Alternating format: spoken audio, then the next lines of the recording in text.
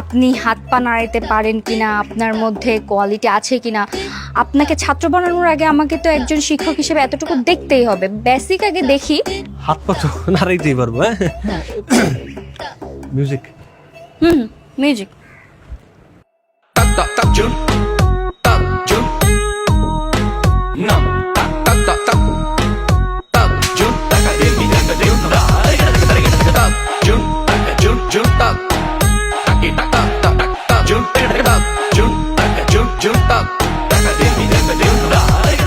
দূরবীন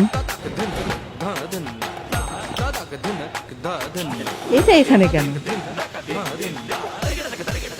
কার?